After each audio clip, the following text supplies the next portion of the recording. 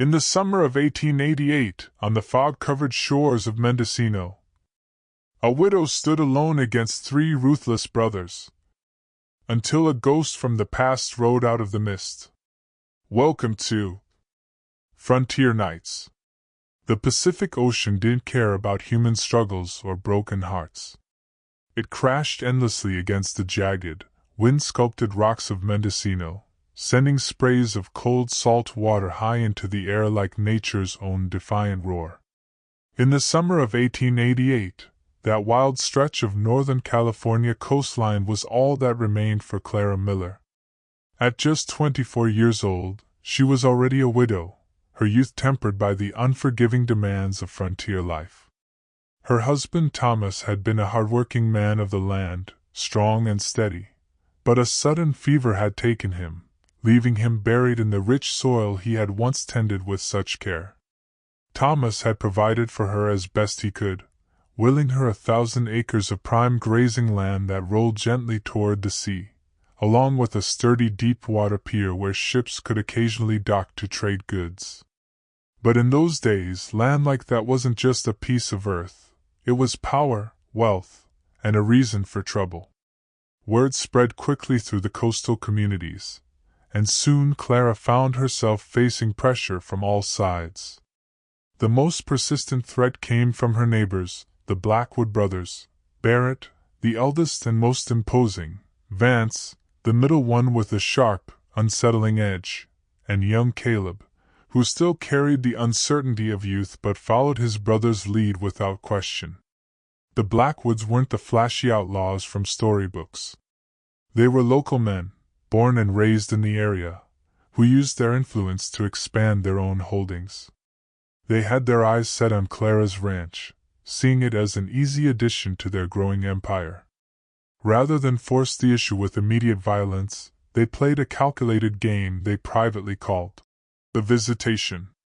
Throughout that long summer, they rode out to her property 3 times a day, once at dawn when the light was just breaking, again near supper time when shadows lengthened, and finally after midnight when thick fog blanketed the coastline and made everything feel isolated and eerie.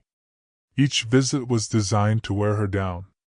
They would sit on their horses at the edge of her yard, calling out reminders that she was alone, that a woman couldn't manage such a large spread by herself, and that it would be wiser to sell before things got worse. Barrett, built broad and solid like an old oak stump, would lean forward in his saddle with a heavy presence. Vance would flash a grin that never reached his eyes, while Caleb shifted uncomfortably, avoiding direct stares. They offered low prices for the land, claiming it was a fair deal for a widow in need of security, but Clara knew better. The land was worth far more, and it represented everything Thomas had worked for. Clara stood her ground with quiet determination. She had grown up in tough conditions and learned resilience early.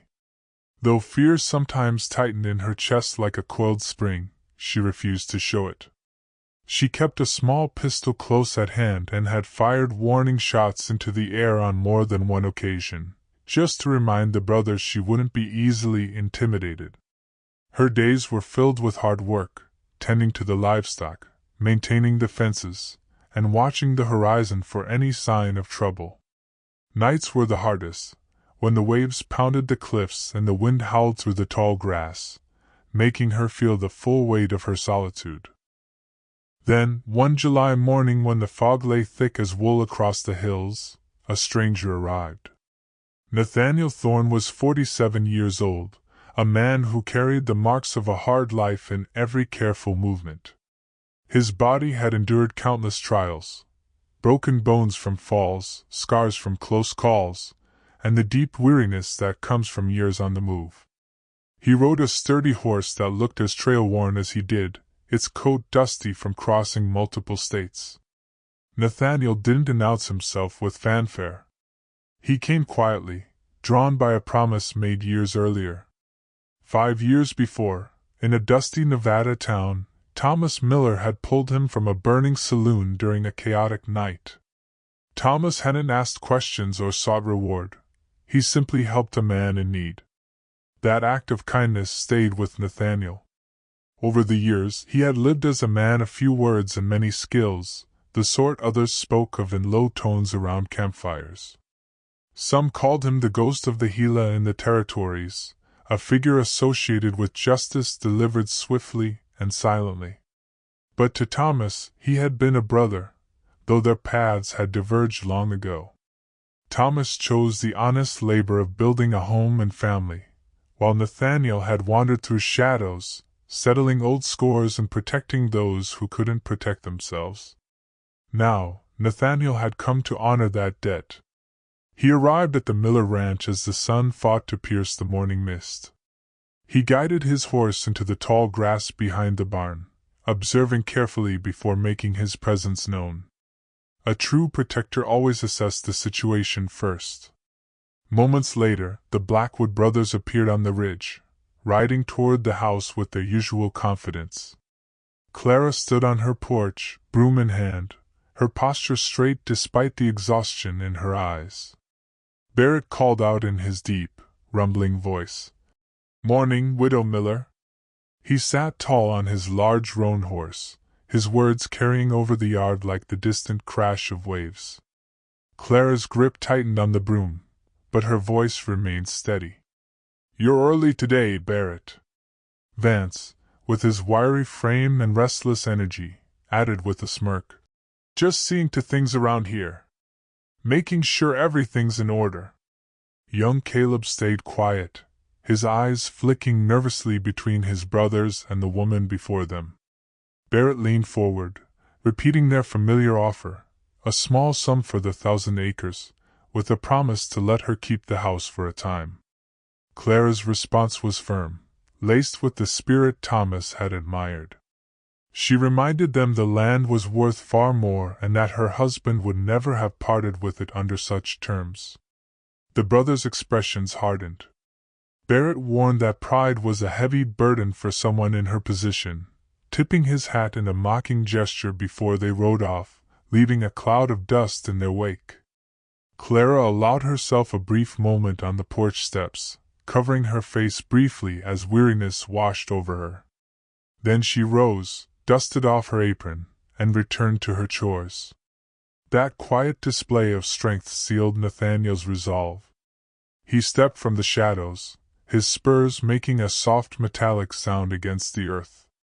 Clara turned quickly, her hand instinctively moving toward a small derringer in her pocket. Nathaniel kept his hands visible and spoke calmly.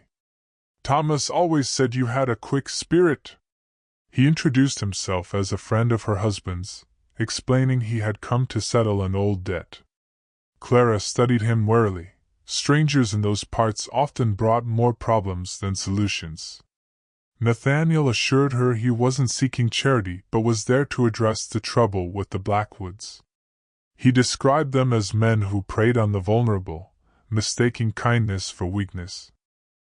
As they talked, Nathaniel learned more about Clara's daily struggles. She shared how the visits had eroded her peace, how she missed Thomas's steady guidance, and how the land represented not just livelihood but memories of their shared dreams. Nathaniel listened, his weathered face showing understanding. He knew the weight of loss. His own life had been marked by choices that led him far from family, including a brother who had chosen a different road. In the hours that followed, Nathaniel prepared thoughtfully. He requested simple items like heavy fishing line and old cowbells from the shed. With practiced care, he set subtle defenses around the property, not to create harm, but to disrupt and deter. He moved with the grace of experience, understanding that the mind could be a powerful ally in any confrontation. Clara watched from the window, her heart beating with a mix of hope and uncertainty. This quiet man seemed like an answer to silent prayers, yet she worried for his safety. She brought him a simple meal of cold ham and bread as the morning wore on. They spoke more then. Clara asked why Thomas had helped him. Nathaniel recounted the saloon fire, the smoke and chaos, and how Thomas's bravery had given him another chance. "He taught me that a man's life holds more value than any building," Nathaniel said, gazing toward the horizon. In turn, Clara shared stories of her life with Thomas, their arrival in California, the challenges of establishing the ranch, and the quiet evenings watching the Pacific together. At noon, the brothers returned as expected. The yard fell into an unnatural hush. Nathaniel positioned himself in the shadowed barn, observing. When Barrett demanded Clara come out with papers, Nathaniel's voice cut through the tension. A calm exchange followed, but when Vance acted rashly, his horse encountered one of the carefully placed lines, causing a stumble that sent him tumbling without serious injury. Nathaniel fired a warning shot to scatter the others, his movements efficient rather than flashy. The brothers retreated in disarray, issuing threats about returning at sunset. In the aftermath, Clara emerged, her eyes wide with surprise at how Nathaniel had handled the moment. He explained the brothers' likely next steps and revealed his deeper connection. He was Thomas's brother. The confession brought a wave of emotion. Thomas had rarely spoken of his past family, having distanced himself to build a new life. Nathaniel described their diverging paths, one toward light and community, the other through darker trails, yet the blood bond remained. Clara saw in him the echoes of her husband's strength, and a quiet understanding passed between them. As afternoon light shifted, Nathaniel moved Clara to safety at an old lighthouse ruin on the property's northern edge. The stone structure offered a defensible spot with a single approach. He provided her with a revolver for protection, emphasizing the importance of caution. Alone, he returned to prepare the main yard, loosening fences to create confusion and using the natural terrain to his advantage. The Mendocino landscape, cliffs, tall grass, and rolling fog, would be his greatest ally. When the sun dipped low, the fog thickened, reducing visibility and muffling sounds. Nathaniel stood ready in the yard, a steady figure amid the mist. The Blackwoods arrived with additional men, their approach announced by hoofbeats. Barrett called out demands, claiming authority, but Nathaniel responded with strategic disruption. A single shot, the soft whistle of an old tune from their shared Missouri childhood, and the ringing of bells created disorientation. The group, more accustomed to bullying than true conflict, began to falter as horses spooked and riders lost their bearings amid the hidden obstacles. One by one, the hired hands withdrew, realizing the risk outweighed any reward. Only the core brothers remained, their confidence shaken. Nathaniel confronted Barrett directly in a brief clearing of the mist. His words were measured and final. The harassment would end, papers would be signed, and the family would leave the area. There was no unnecessary escalation, only the clear consequence of continued actions. The brothers departed humbled, their visits over. The following morning dawned clear and bright, with the scent of salt air and pine refreshing the land. At the land office, Barrett signed the documents under watchful eyes, his hands unsteady. The community observed quietly, whispers of the stranger's reputation spreading but met with Nathaniel's indifference. He returned to the ranch where Clara waited, relief evident in her posture. Their farewell carried deep feeling. Nathaniel explained he had other matters to attend farther south but hoped to return one day. Clara expressed gratitude, taking his hand and reminding him of Thomas's words about the land's beauty. Nathaniel reflected on passing along the kindness he had received. He rode south along the cliff road, the sun warming his shoulders, feeling a renewed sense of purpose.